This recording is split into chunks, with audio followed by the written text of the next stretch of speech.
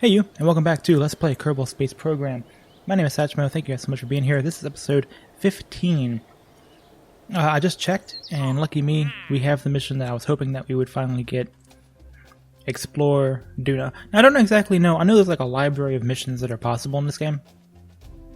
And I think a lot of them have to depend on how much reputation you have and what you've already accomplished before you see which ones come up, but it still seems to be a little bit random as to which ones actually appear, but I knew that this mission existed, the Explore Duna mission, and I've been waiting to get it.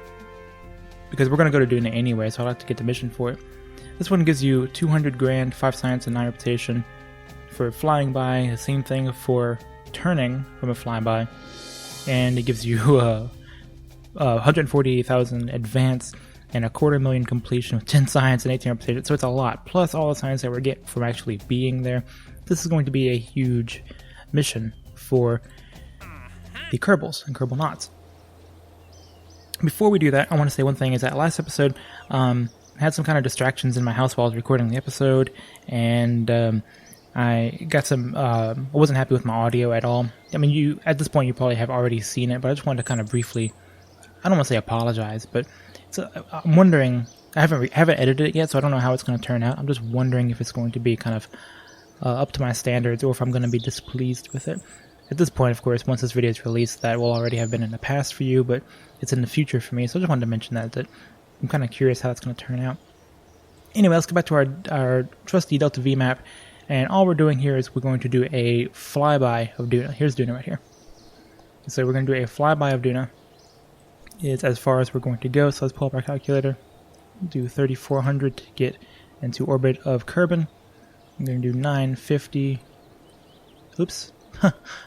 Let's do that again. 3,400 plus 950 for the SOI to get to the edge of the SOI. And then we're going to do, where's the next one? Right here. 130 to do the flyby. Here we go. 130 to do the flyby.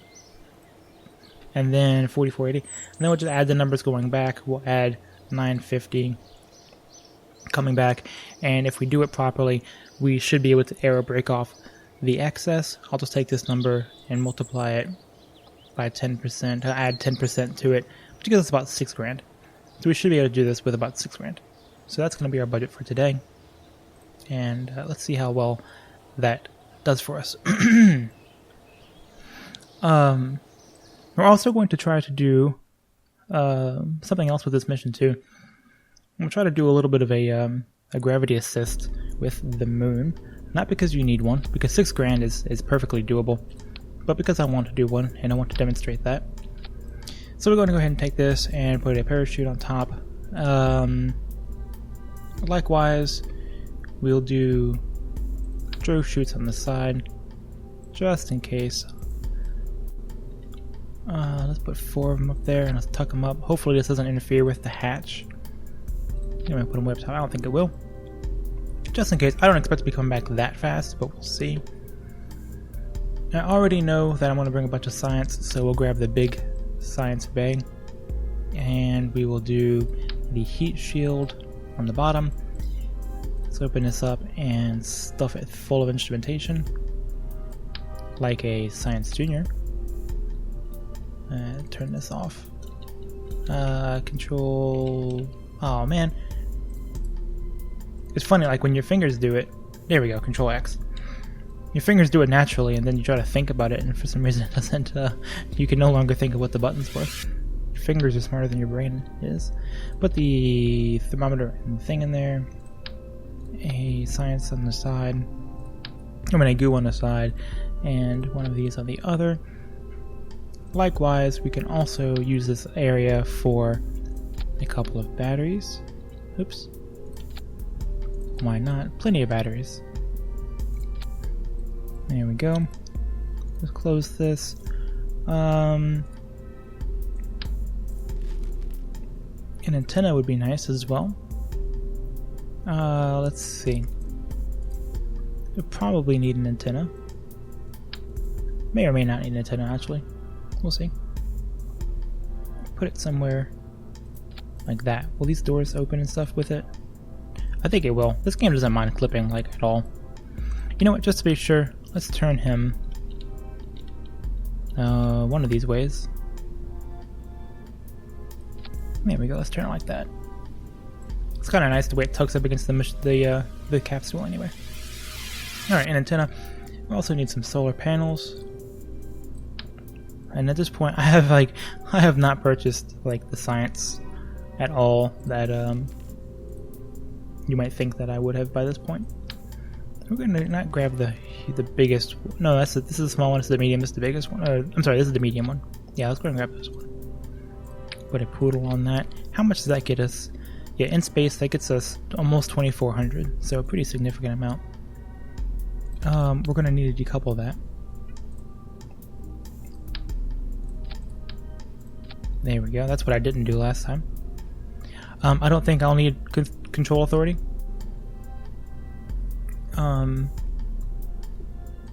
Let's just do it anyway. I don't think I'll need control authority.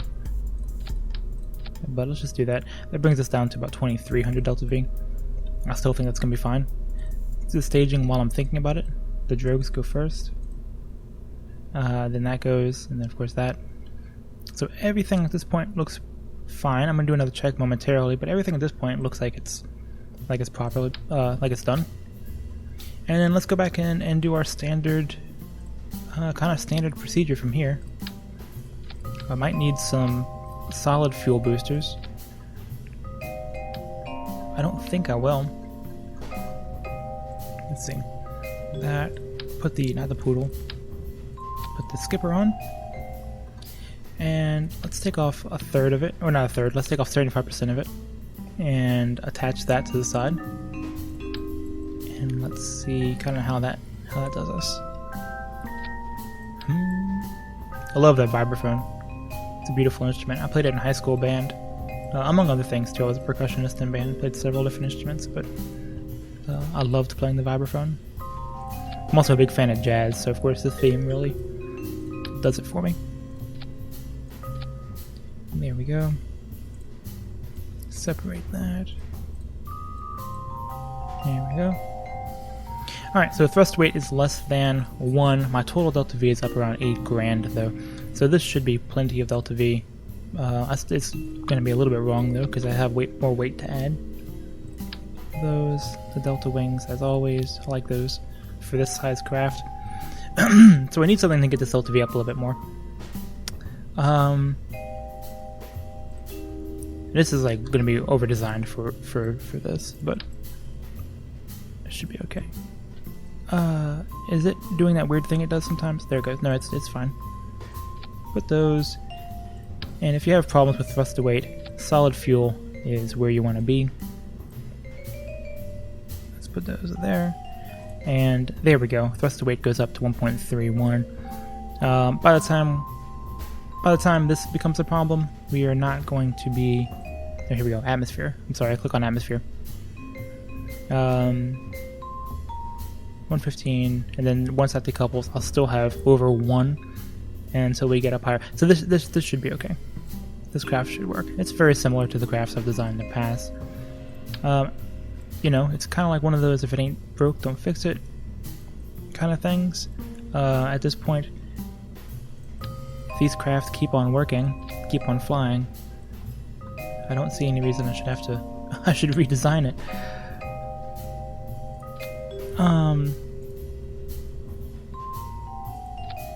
Let's put those there, and some at the top too to prevent flexing. These are strutted just fine. Let's check all my staging. All those go off. Those, then those, and that, and that. That can go on the same stage. The bottom and then the top. We have left less than 6 grand delta V now, and I'm wondering what happened.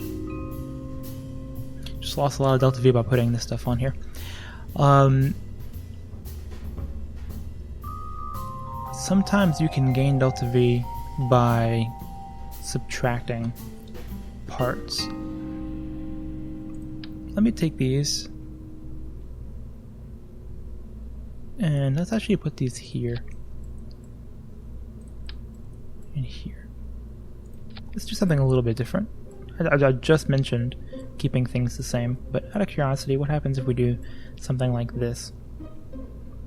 The staging is completely wrong now. Let's put all the rockets on this bottom stage.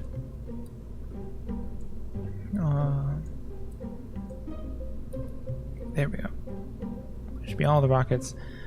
Those and those can go all on the same stage. They'll burn out together, then those, and then the rest of it. Okay. Yeah, now it puts me at 6101, so that gets me a lot more Delta V. And, well, it's more. It's just more. It's more rocket.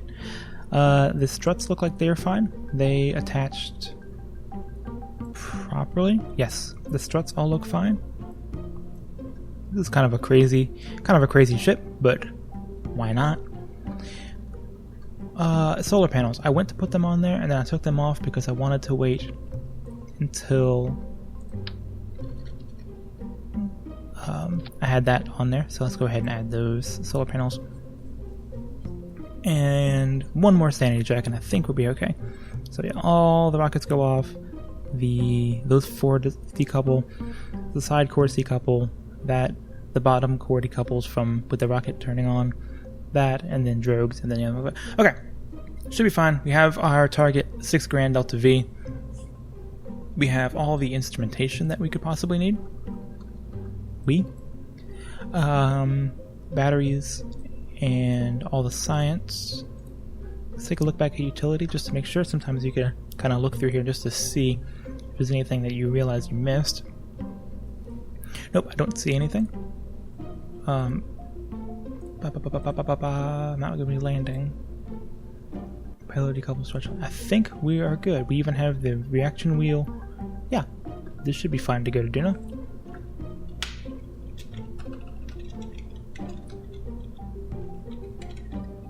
Duna Explorer Mark 1. This is there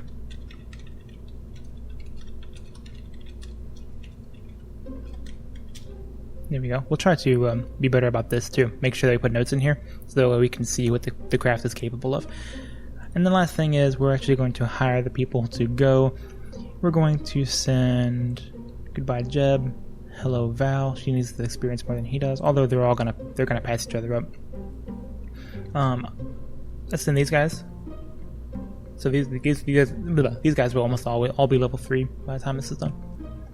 And let's go ahead and launch. Now there's a mod called I think it's called Flight Window Planner, or maybe it's just called Window Planner, and it's really great. This is something that would be obviously true of real life, a real life space agency, or is true of real life space agencies.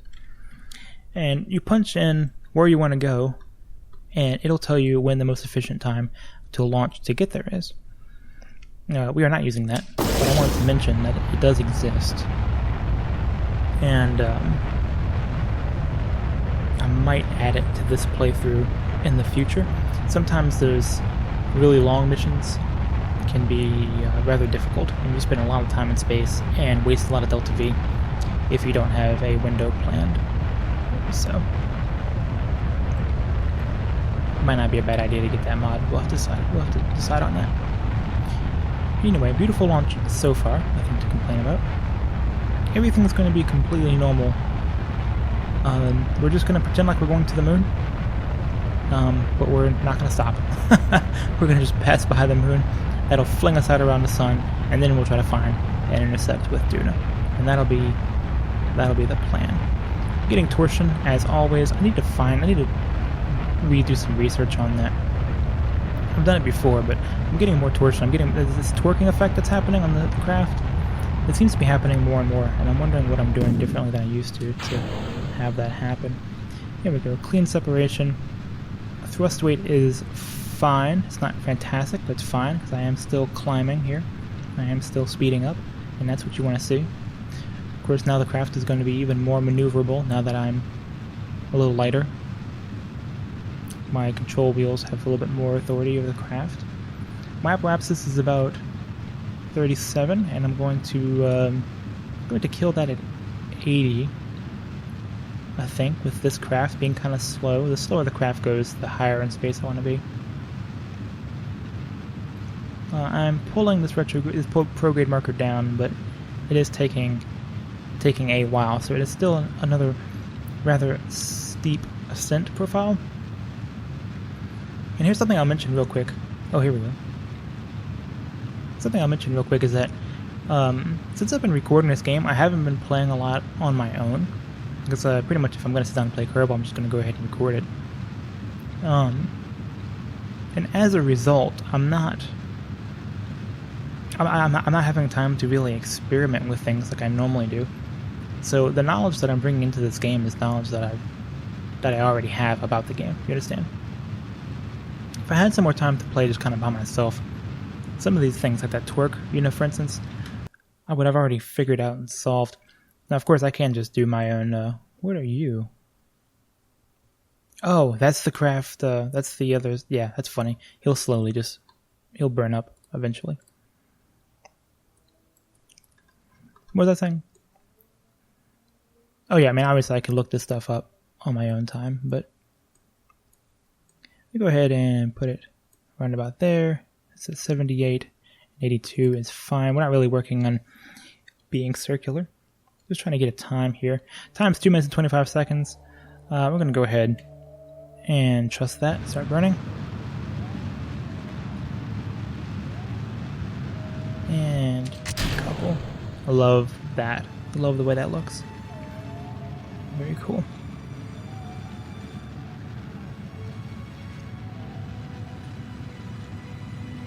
So here we go.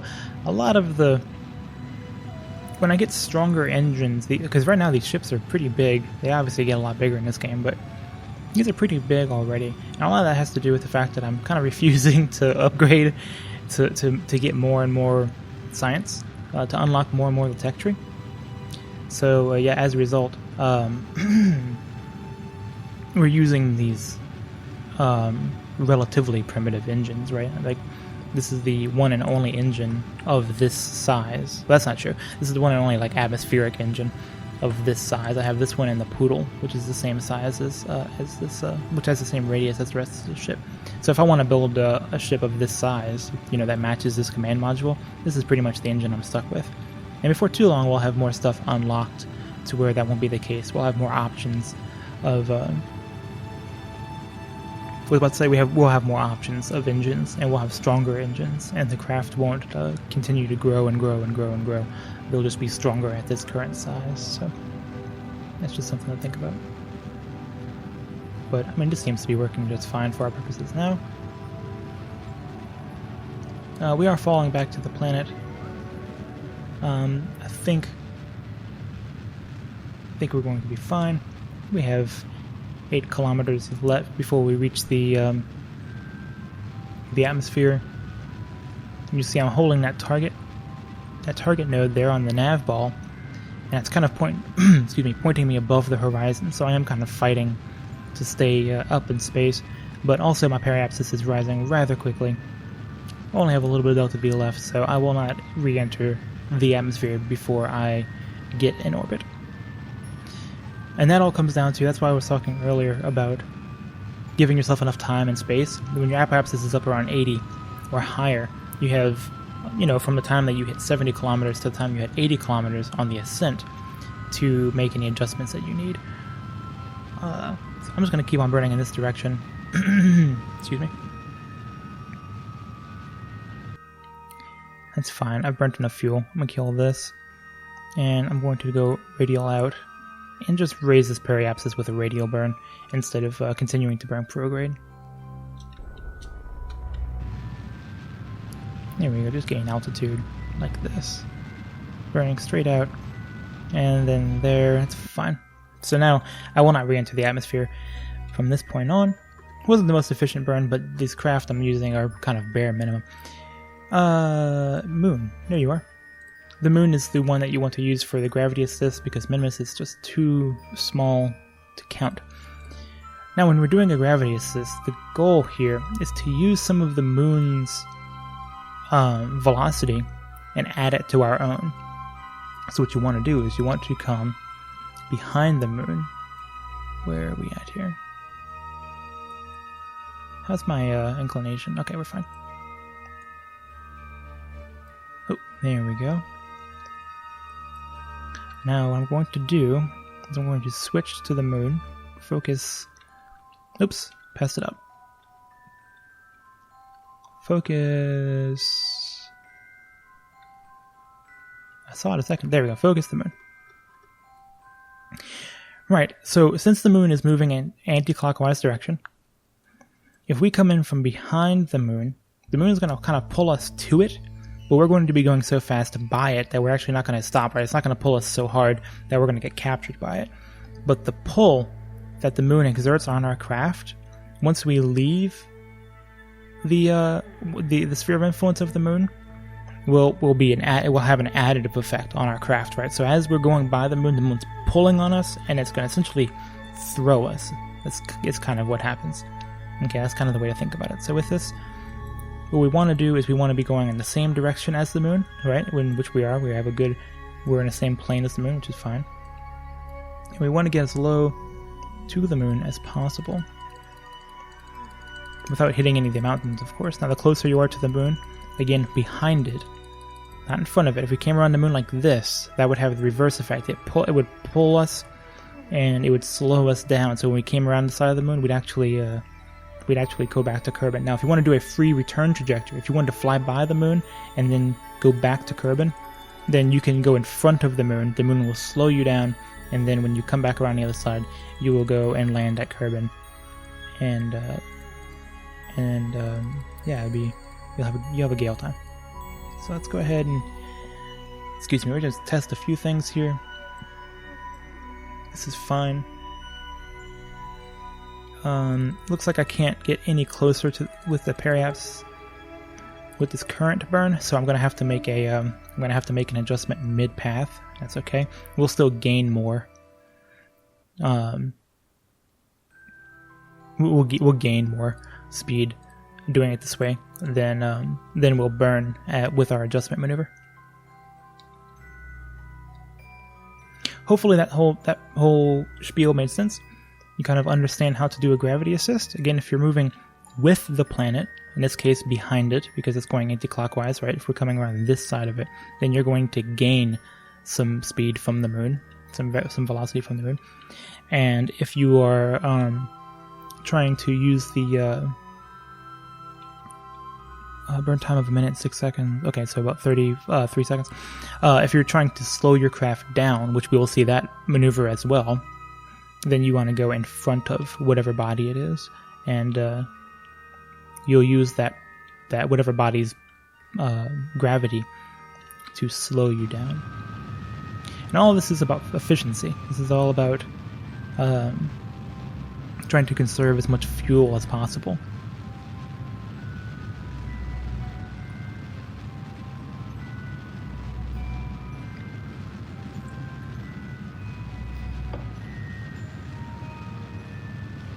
So I've taken a little extra time here to talk about some of the things that we're doing.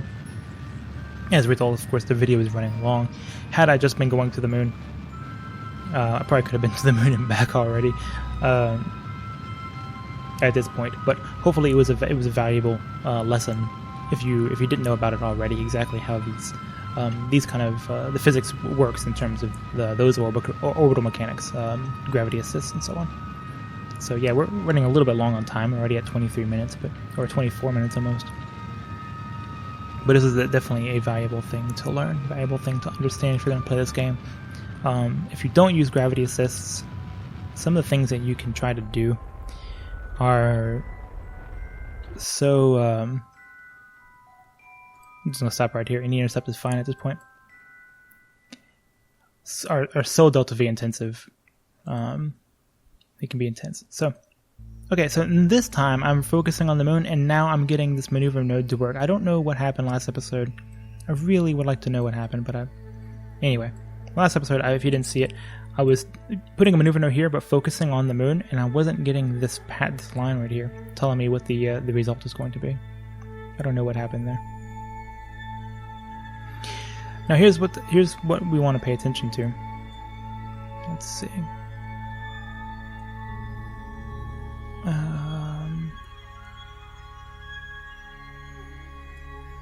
Not getting anything good. Too much.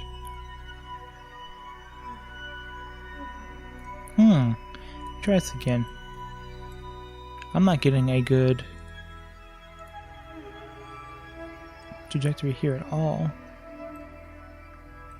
I think that probably has to do with the fact that I'm... Let me look over here real quick. Oh, because I don't have enough delta V. Because I'm not burning. That's what's happening. I'm not going fast enough. Yep, I skimped out on the I skimped out on my approach. That's what happened here.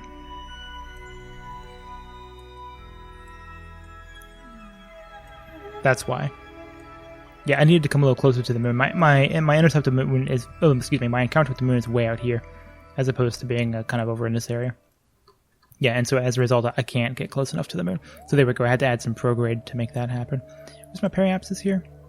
I wonder if now I can get... If I can move these around a little bit and get a little closer.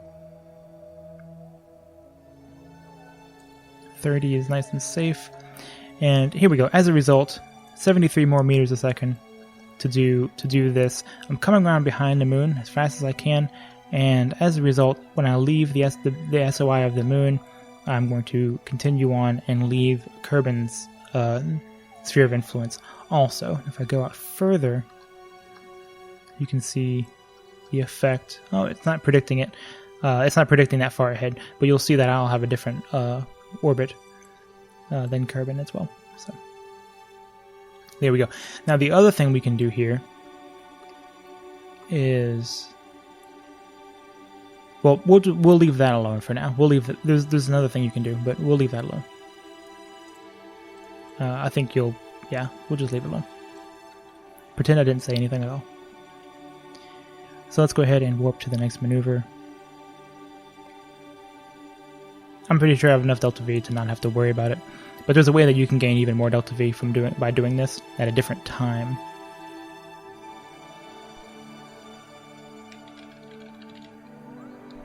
Alright, here we go.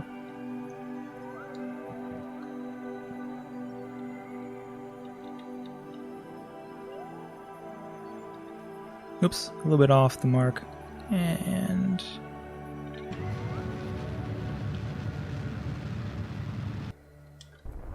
here we go. Slowly bring this in. I'm going to cancel this and instead just watch this. And slowly bring it into, again, about 30 or so. The closer you get into that moon's gravity well, the further you get in that the moon's gravity well, the greater effect the gravity assist will have. So, there we go. Gorgeous. Am I facing ass to the sun? I am.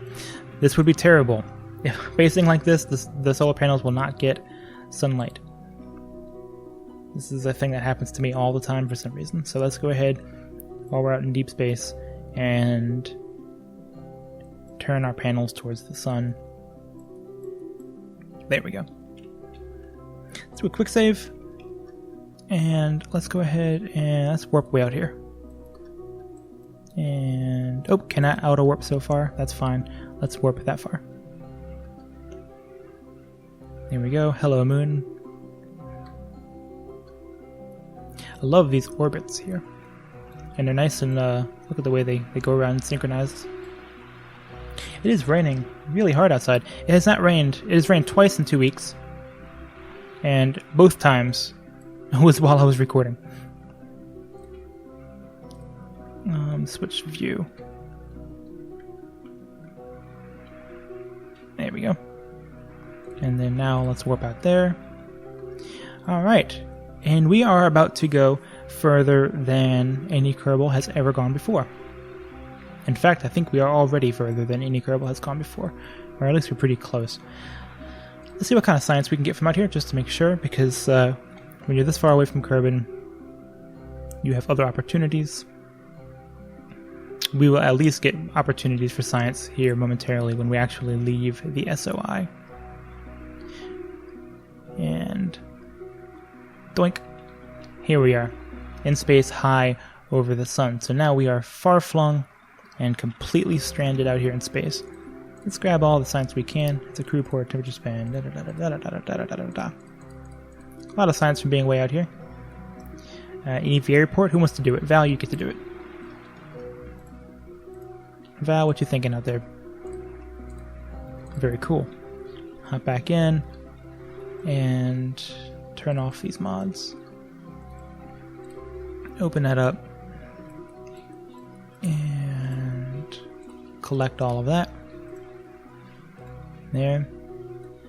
Likewise, let's go ahead and open up the saddle. What you call them? The there we go. Let's extend that. Let's see if we can maintain uplink with Kerbin. Hope we can. I think we can. Alright, so our new path, here we go, is actually, look, it's greater than Kerbin's path. Kerbin's path is this kind of white, almost light blue path, and ours is higher than that. So we've gained speed because of the moon. Thank you very much. We're going to select Duna as a target now. And Duna has a nice circular orbit as well. I think it's probably the third place people normally go. I would say they go to the moon first. The moon or Minmus, but typically the moon, then Minmus, and then they typically go to Duna next, I would say. So that's what we're going to do. We're going to see if we can add a little bit more velocity. And roll this around. And see when we get a close approach. I need a little bit more. Where is a good window for us? We are on the other side of the orbit altogether. Oh, there's one right there. Did I get an intercept? Indeed I did. There it is. Yes, I did. I did get an intercept. Let's switch the view to Duna's view and see what this thing actually looks like. Okay. Now what we're going to do is we're going to do the reverse of what we did the first time. All I'm looking for is a flyby of Duna. Okay? So I want to go in front of Duna. So that way, Duna, because since Kerbin is on the inside ring, right? I want to go in front of Duna so Duna actually slows us down and brings us back around to Kerbin. So let's see if I can plan that maneuver. So click right here. And the first thing I'm going to do is change the window just to see what kind of effect the actual window has. And select this. We get a little bit closer. Let's keep on moving it. Yep, keep on moving it. There we go. Alright, let's add some... Oops, too much. Let's add some normal and some anti-normal to see what kind of effect that has. Here we're getting closer by that with that. Some anti-normals bringing us up.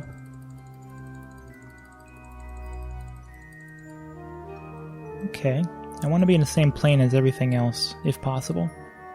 Let's add some normal.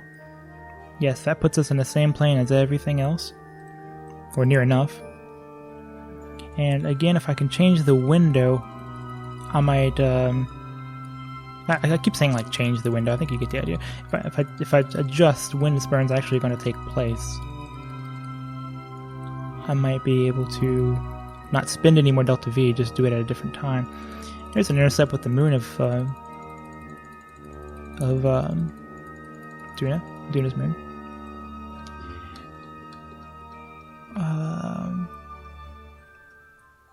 Yes. Now look at the net. Well, let me go back a little closer. I need to remember. That's Duna. I need to remember where Duna's atmosphere starts because you don't want to get captured by Duna. I wonder if my Delta V chart has that information. 60? 48 to 60 kilometers. So I think that's the SOI. Yeah, 60 kilometers. Okay, so as long as I don't dip below 60, we should be okay. Duna does have an atmosphere that you can get captured by. So I don't want to go too close. We're just going to keep it at 72. And we're going to try to see the result. The result is going to be this green line here.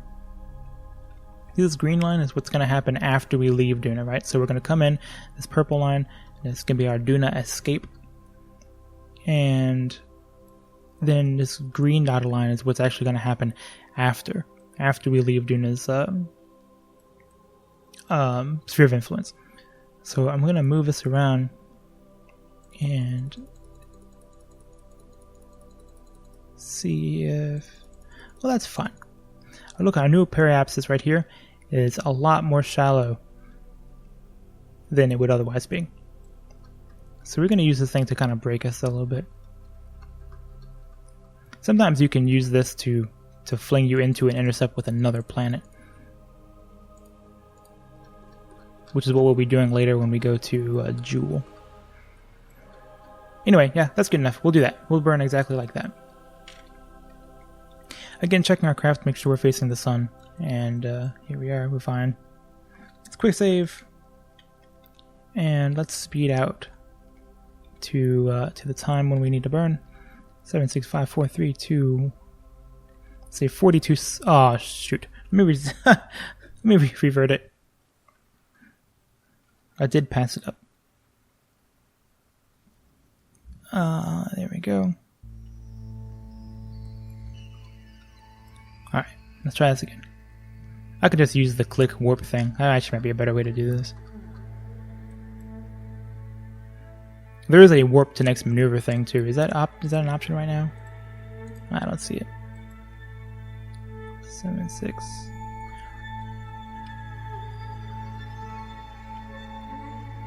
2.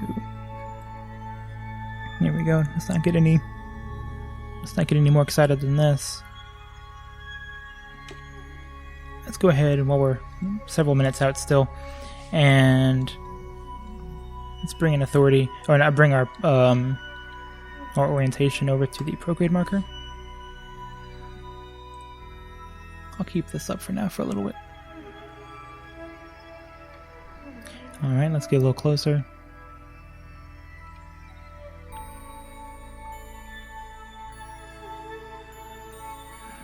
Let's see, 42 seconds is 21, so let's get...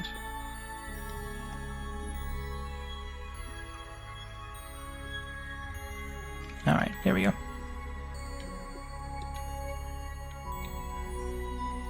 And try to keep it directly on that target, and go.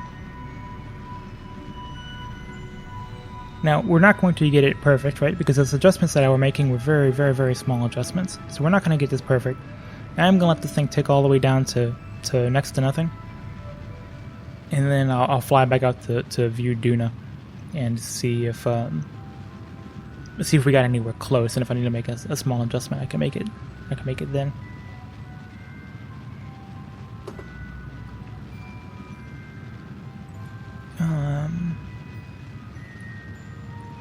Better yet, well, no, that's fine. We'll just do it exactly like I said. Let's keep the thing on the target best I can. Okay. Now I'm not going to go chasing it. I'm going to hold what I got and switch over to Duna. There we go. And continue. There we go. There we go. Alright. Let's burn retrograde. Open this up. Turn the thrust limiter way down. And see if I can just kind of by hand make a couple small adjustments to get this a little bit closer to what I had predicted.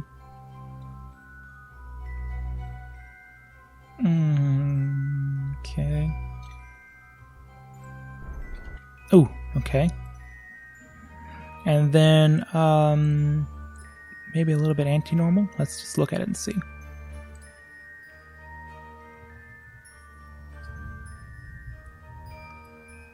It's still major adjustment. I know. Smallest little adjustment when you're this far out has a massive effect on what happens up here. So there we go.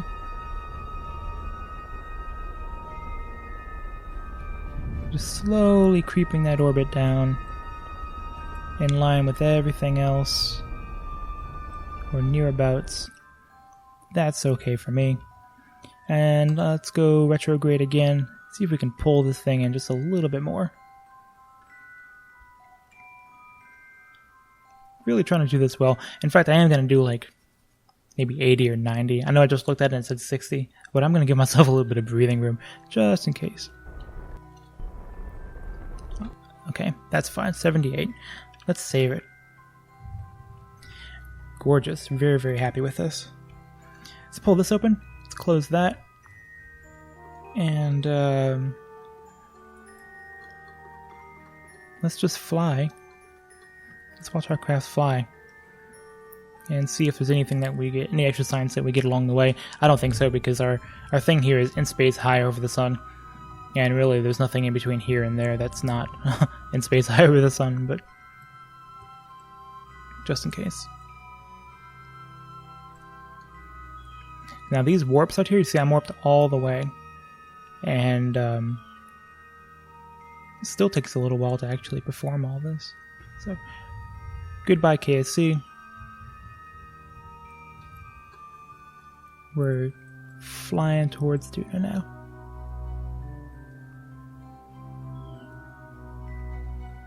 Managed to get these orientations just right. The planes and everything seem to be just about right. It's making me happy.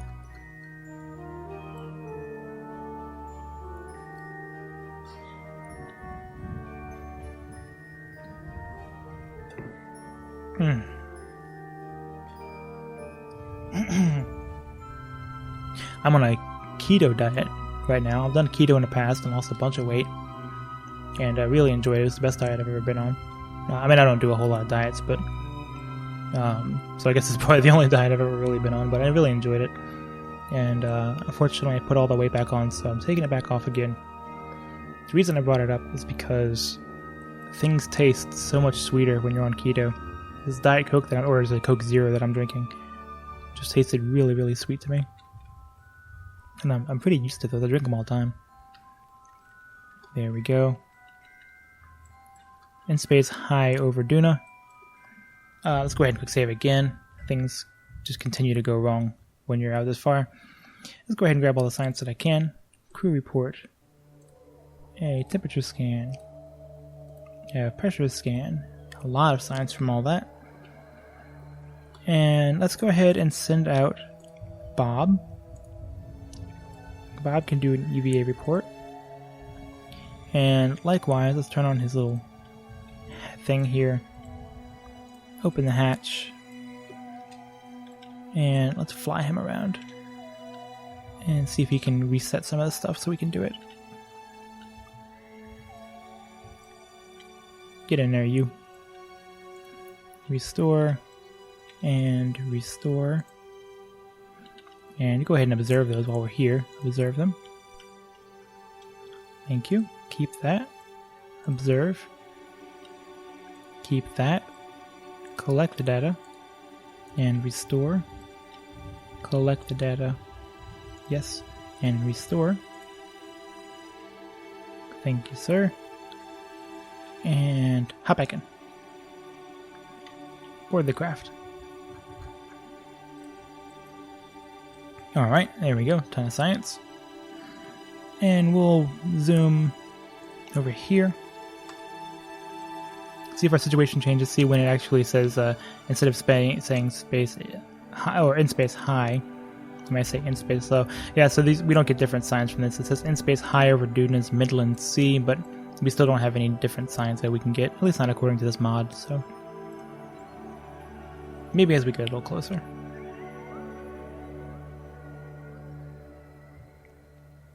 Alright.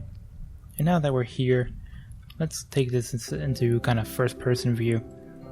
And let's look at it as we go by. Oh, here we go. In space near. So we have some near space. Let's grab all this stuff. Goo, study. Okay. Take. Also need to collect everything. It says all items stored. There we go. Crew report.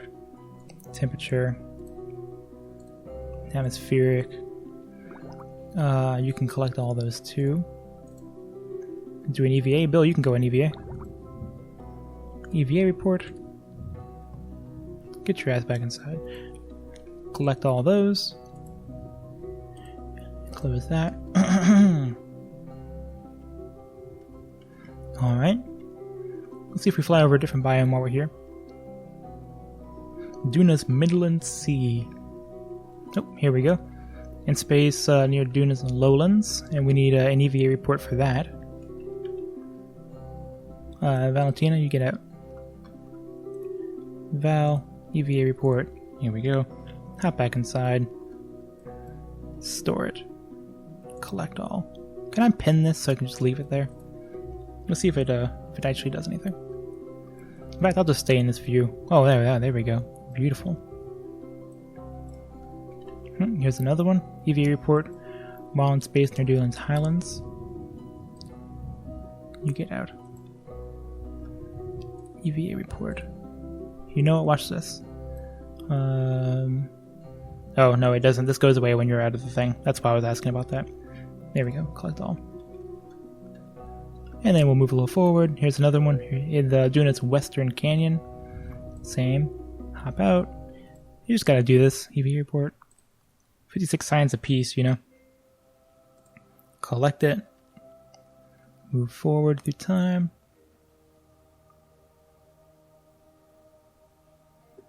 And now we're in space high. So I think we don't get, I think the only thing is the near. We get near science. I don't think we're going to get science high. So I can throw that away. That's fine for now. Ton of Delta V. Way more. All my stuff is so over-engineered. Here we go. Well enough. Is there a... let's just see if I can tab over to my ship. There we go. Yeah, I'll leave this over just in case. And bink, back into space. So, seeing Duna made me remember something that I can't believe I didn't mention in the last 2 episodes, because this news came out before I recorded the episode 2 episodes ago. And that news set that as target.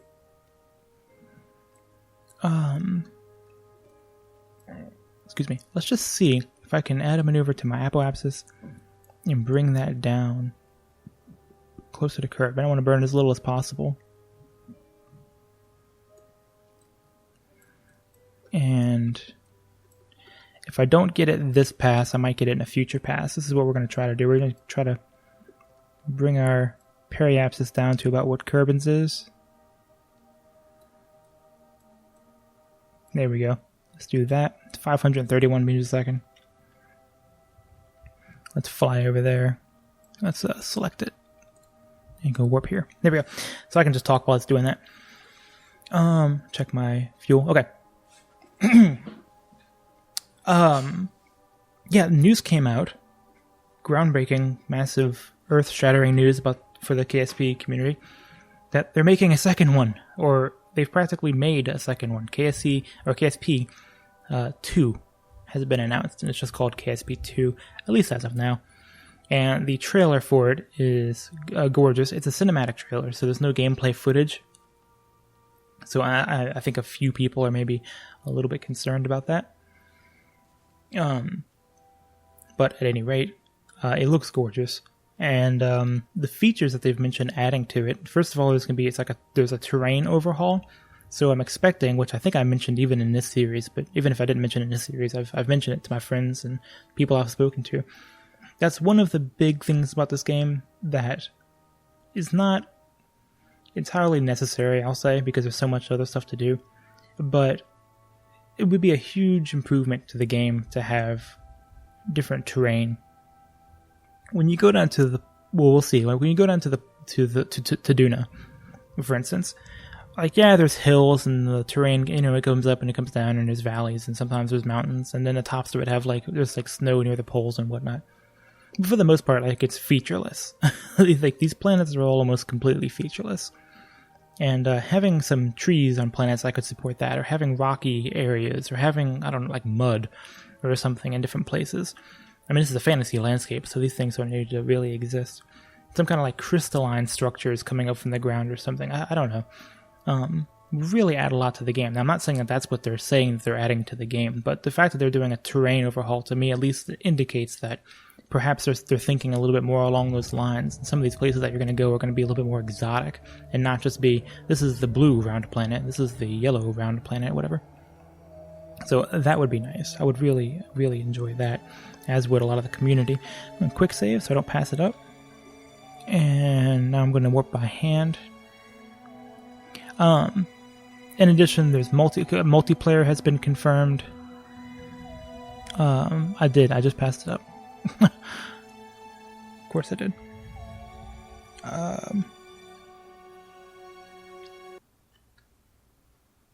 Yeah, multiplayer has been confirmed, which is huge for a lot of people.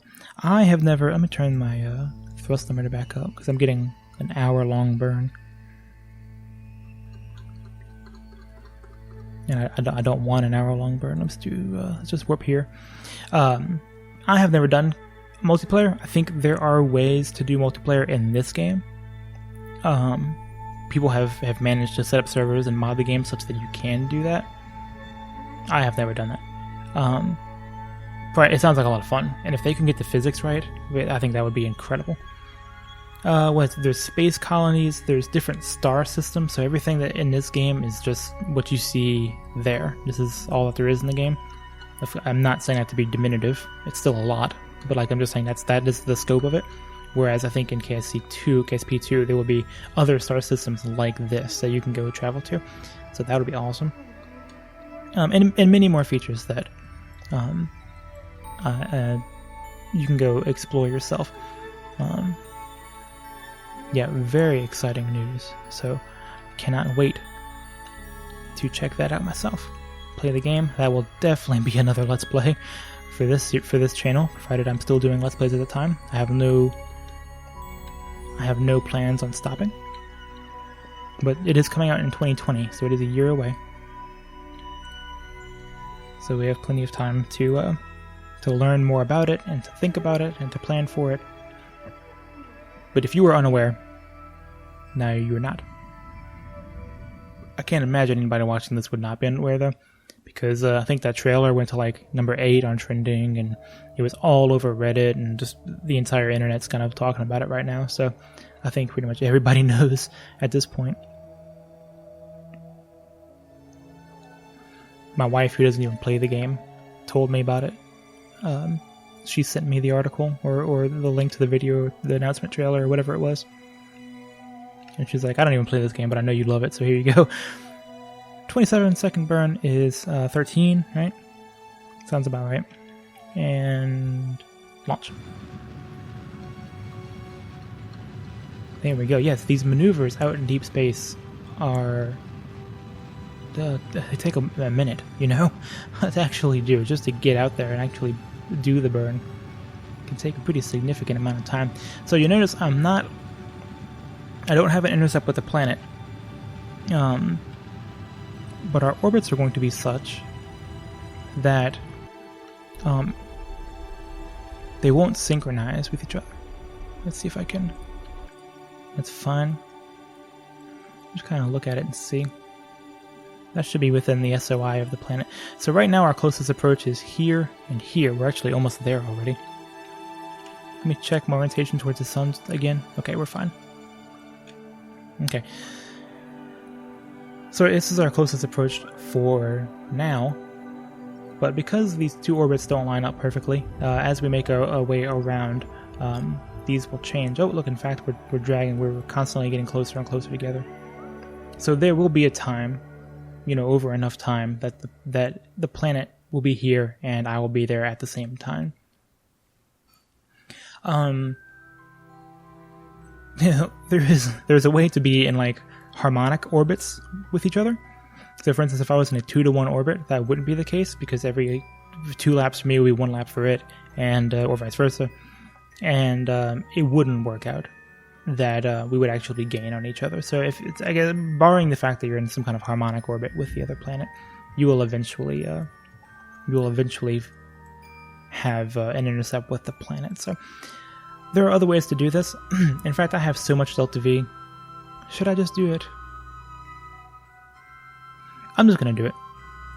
What I'm going to do, I was going to just like let myself spin around the planet and then edit the video to not have you have to watch all that. But instead what I'll do is I'll come here to the periapsis.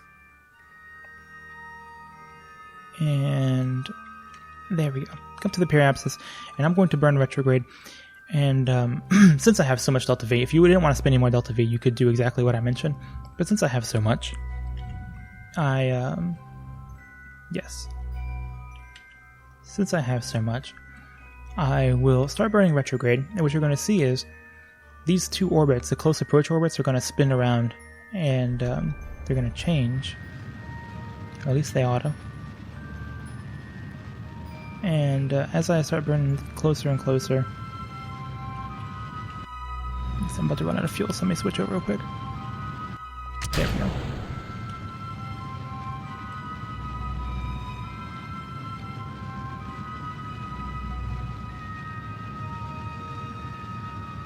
Burn, burn, burn, burn, burn.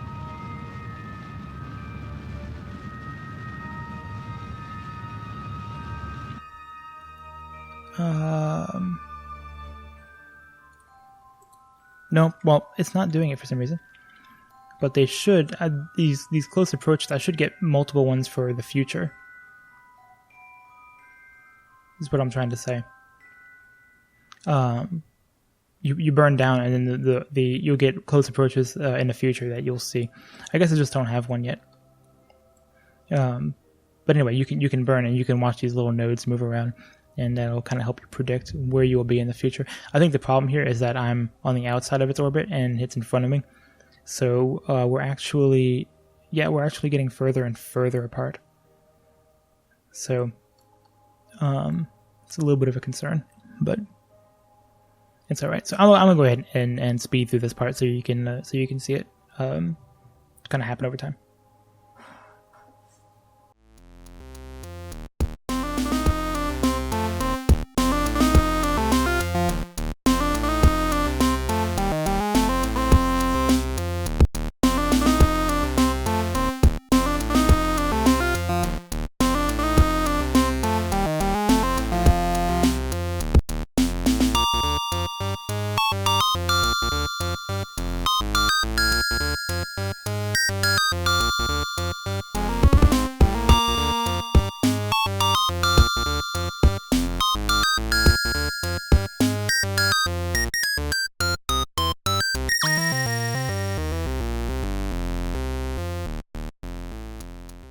Right, so what I've done, I'm back, is I've set up a maneuver right here, which is going to get me close to Kerbal. And then I've selected the moon as my target, and I've adjusted this maneuver node until I'm getting a intercept with the moon, which is pretty easy to do. And what I'm going to do is, after I get a little closer, I'm going to change this intercept with the moon to go in front of the moon like I was talking about earlier. And I'm going to use the moon to kind of gravity brake me down to Kerbal to spend a little bit less fuel even still. So let's quick save and let's go ahead and try to accomplish that.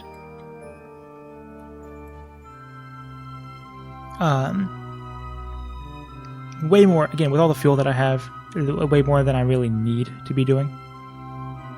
But these are good skills to have and good skills to practice, even for me, because in the future I will need to do them.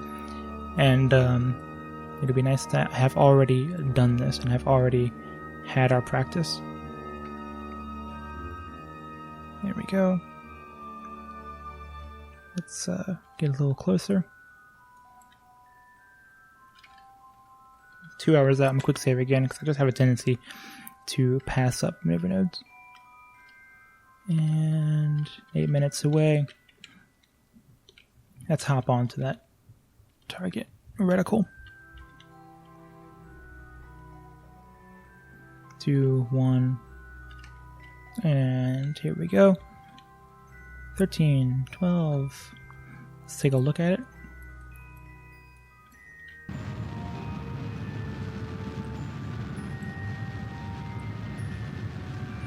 Now I should be able to make a couple adjustments to get this thing to wrap right in front of the moon. Make a little plane change and everything would be nice. did not manage to get what I wanted out of it. So let me try make another small adjustment. Kind of make it here. And let's see if this is a good place to make a couple changes.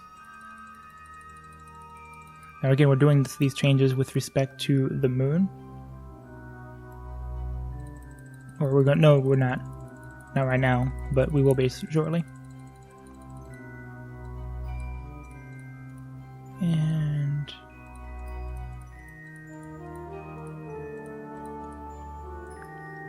I had one just a minute ago. I just wasn't able to execute it properly.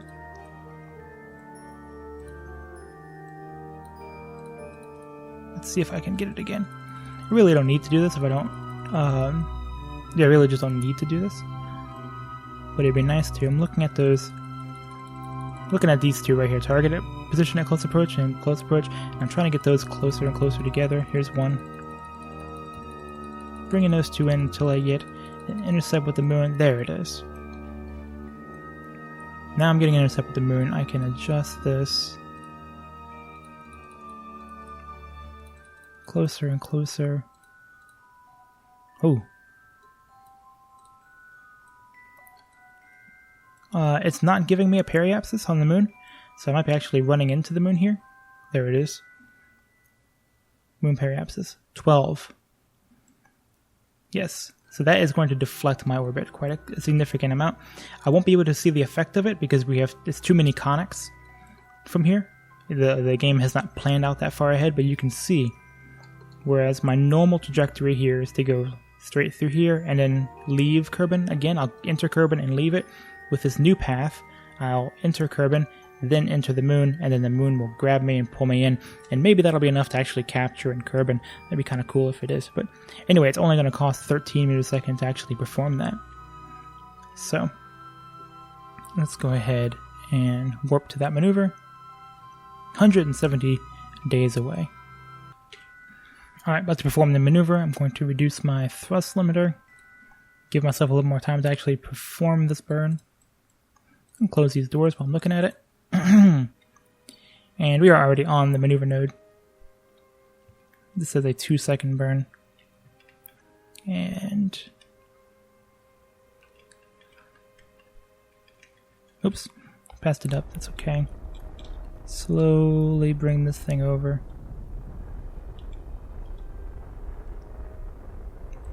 Until they match up.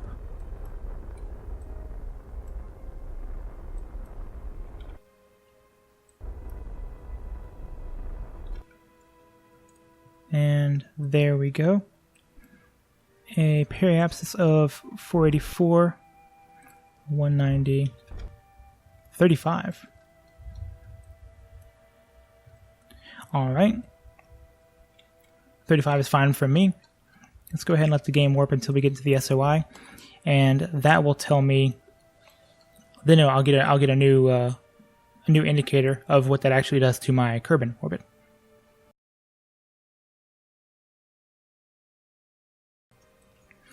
Alright, and here we are. Very funny looking. So, yes, we entered the SOI. We are back home. We are going to intercept the moon. And that is going to throw us kind of at Kerbin. And we are going to sling around.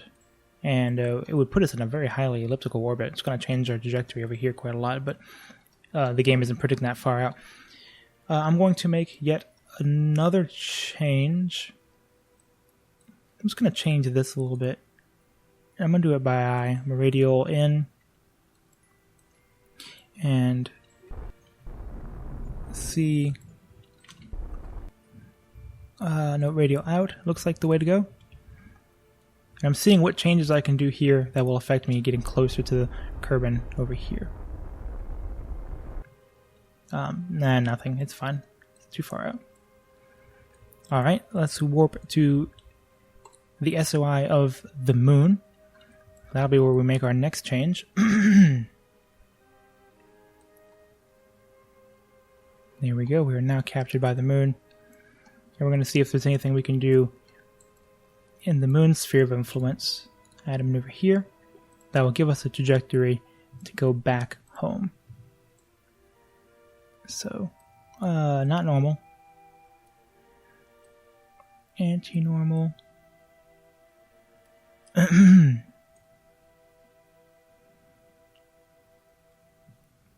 Radial in. Now, the thing about radial in is, of course, you can crash into the moon, so I gotta make sure that my periapsis doesn't change too much here, but let's keep going radial in and see what that does for me. Can I get a capture? Oh, that's pretty close. 276. And what will my moon periapsis be?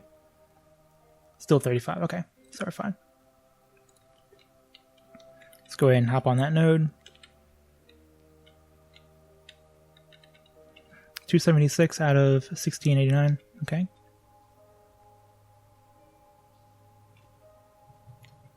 A lot of lines and stuff all over the screen now. Look at all this.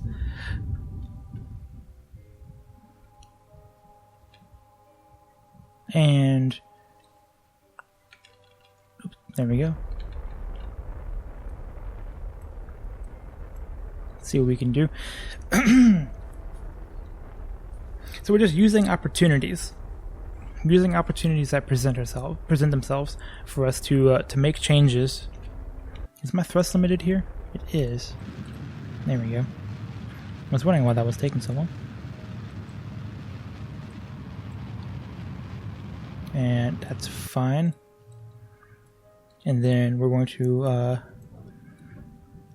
perhaps this height at 35,000. Okay, so we're good. We're not going to hit the moon. Now let's warp into the SOI of Kerbal. We're just taking opportunities and using as little fuel as possible. There we go. And now I should just be able to do a simple radial in to the planet. Just anywhere is fine. Bring me down to about 40k. Not 40. 48 or so. 46 is fine. Yep. Quick save. Warp over there.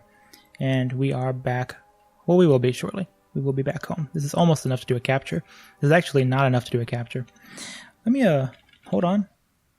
Yeah, I'm going pretty quick, but I don't think it's going to be an issue. Never mind. I was worried about maybe going too fast, but I don't think it's going to be an issue. Retrograde. Go ahead and retract that antenna. And as the craft starts heating up, we'll start burning against it to slow ourselves down.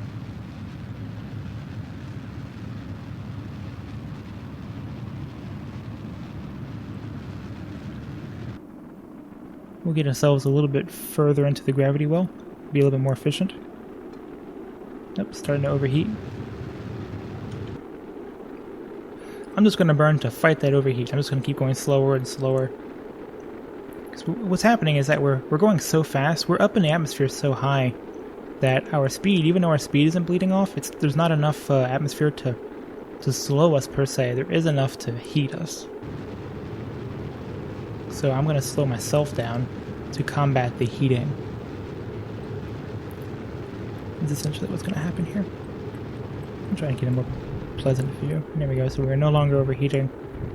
And if we're not overheating, I'm going to just kind of surf. Wait till we get down a little closer to periapsis. Try to do this all in one go. It really wants to overheat, but it doesn't seem to be able to.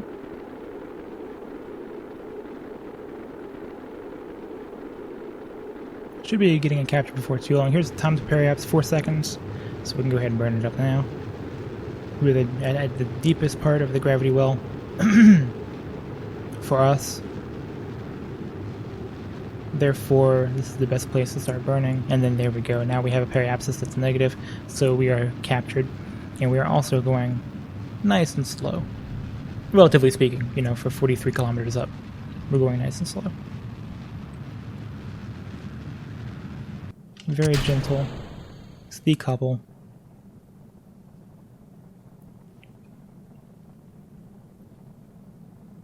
And that's flinging out into space.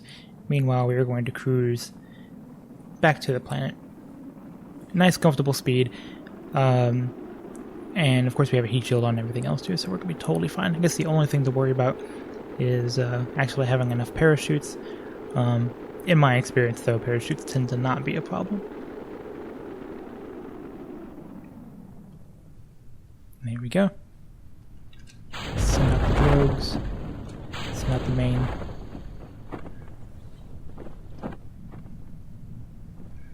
Way over budgeted for what you need. I've said this on like every mission so far, but I'll always rather be over budgeted than not have enough. I do not like to get stranded. There's some sonic booms, I think. Yeah, I certainly do not want to be stranded. Ooh, may not have enough parachutes.